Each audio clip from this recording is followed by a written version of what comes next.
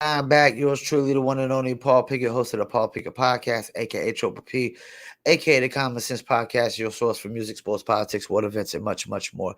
Today, I'm going to react to a video with geopolitical analyst Peter Zeihan, basically saying China has 10 years left. Before we get into that, see what he's talking about, let's give you a word from Dizzle. That turn, that lit, that slap. It is that one. That everybody talking about Dizzle new drink. They like that's that turn, that lit, that slap. It is that one.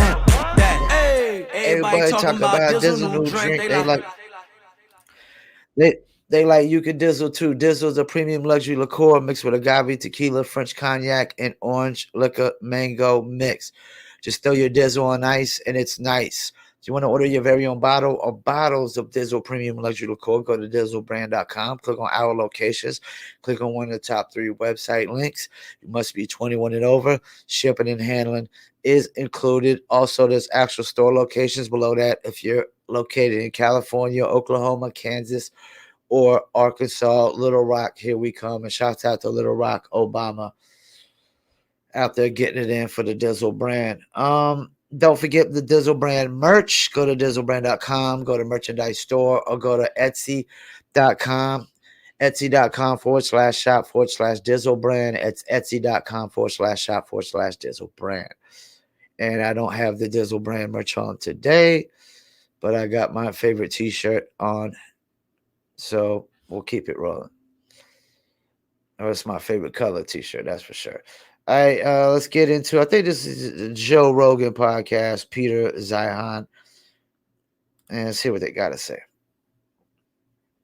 The Joe Rogan Experience. The rich world was a population column from 1945 to 1992. And with the end of the Cold War, the developing world became a column in 1992 until now. The problem is that this is all temporary because birth rate keeps dropping, people keep living older, and your column eventually inverts into an open pyramid, upside down. And now you no longer have children. You no longer have a replacement generation at all. And there aren't enough people in their 20s and 30s to buy everything.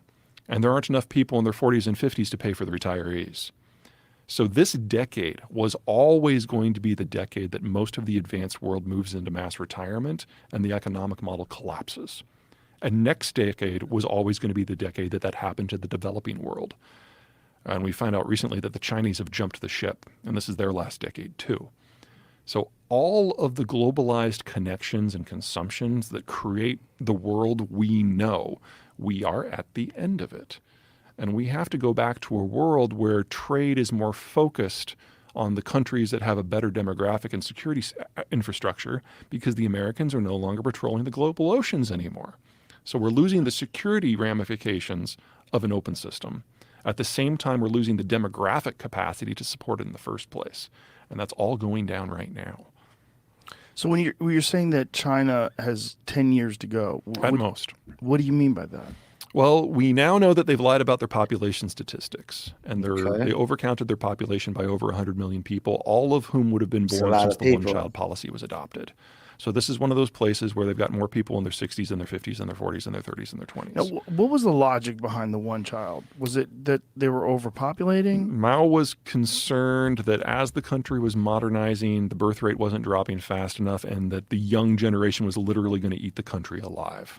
So they went through a breakneck urbanization program which destroyed the birth rate. At the same time, they penalized anyone who wanted to have kids. And both of those at the same time have generated the demographic collapse we're in now.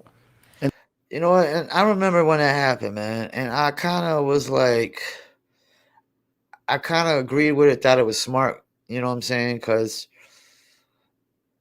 you know, I guess I was basing off of American culture standards. Like we have too many people, too many kids having kids in America, too many people having kids that can't take care of them.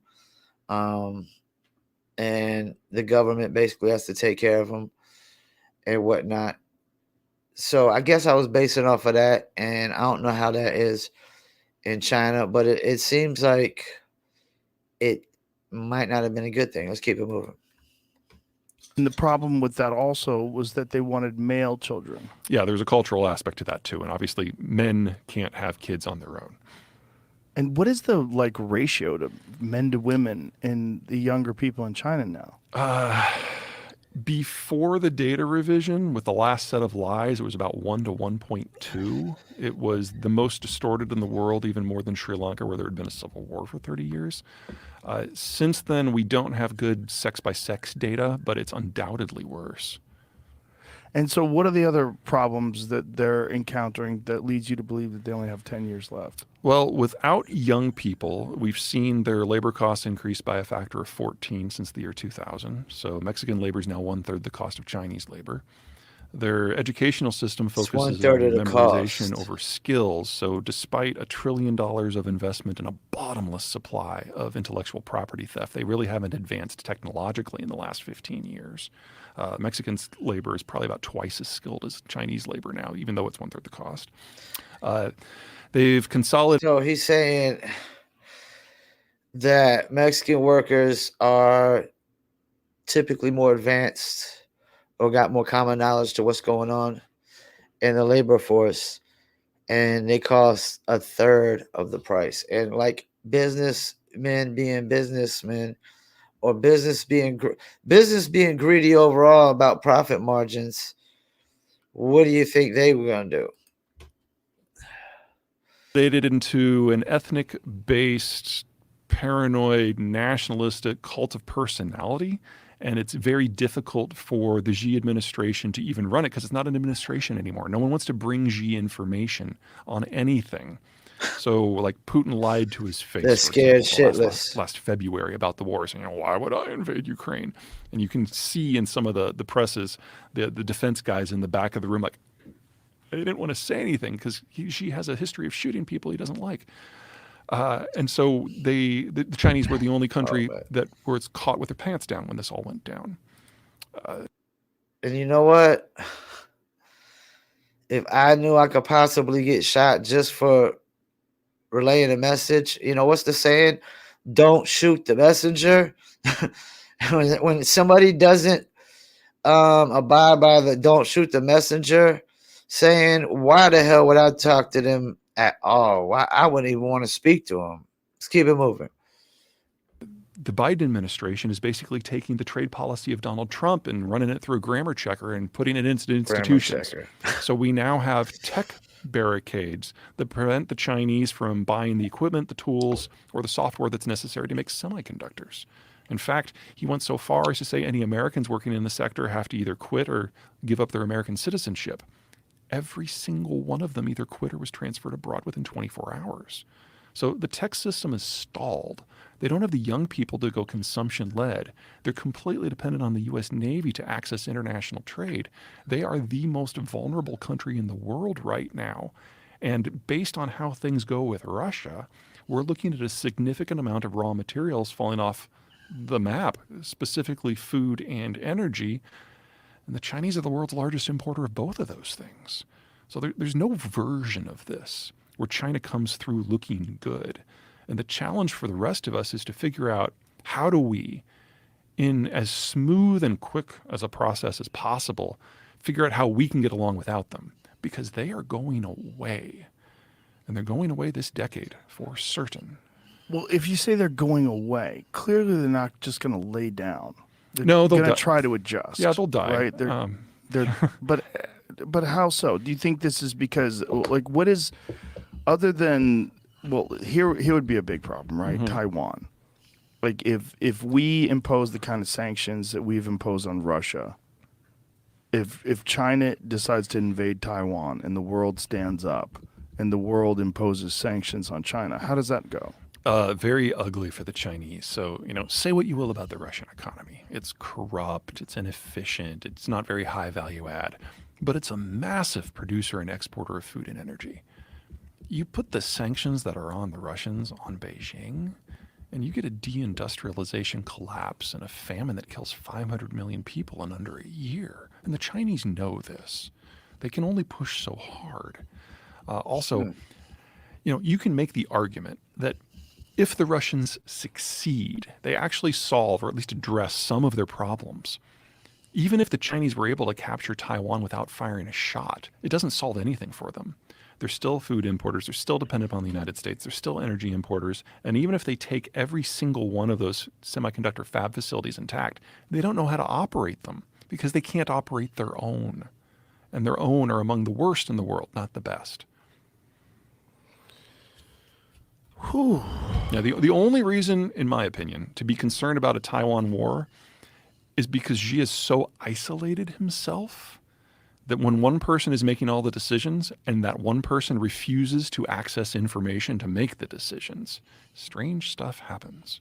And when you say refuses to access, what do you mean by that? He does not have normal information flows anymore. Like even at the height of the Trump administration, when Trump was basically isolated himself from the entire intelligence community, he was still getting the daily briefing. There was still information being put in front of him.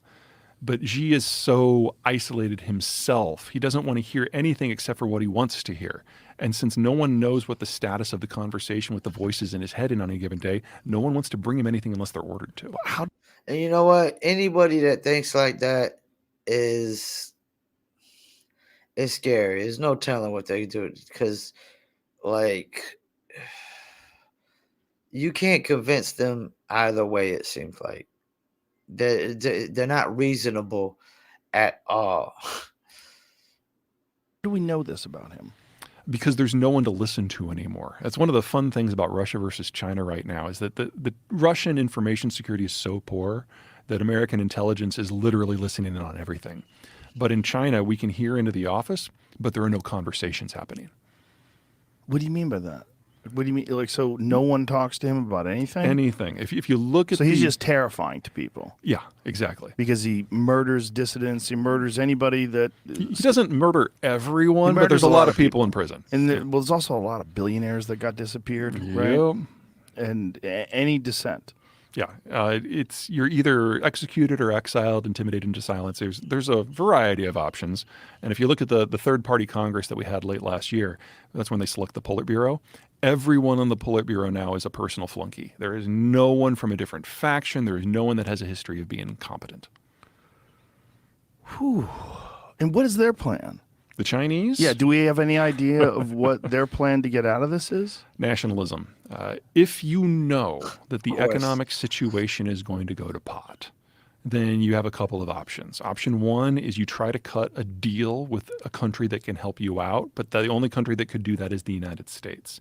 And the sort of strategic surrender that the Americans would require is not something that the Chinese would accept. So think about Germany in 1946. That's the scale of support and control that the Americans would insist upon for giving the Chinese a lease on life.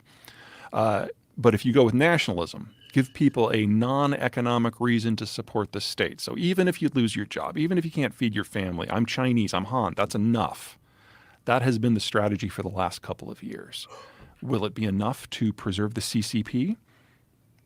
Too soon to know. That would never work in America. Not even for patriotic people. It would never just work just to say, well, so what, I can't feed myself or my family. I'm American. I'm good to go.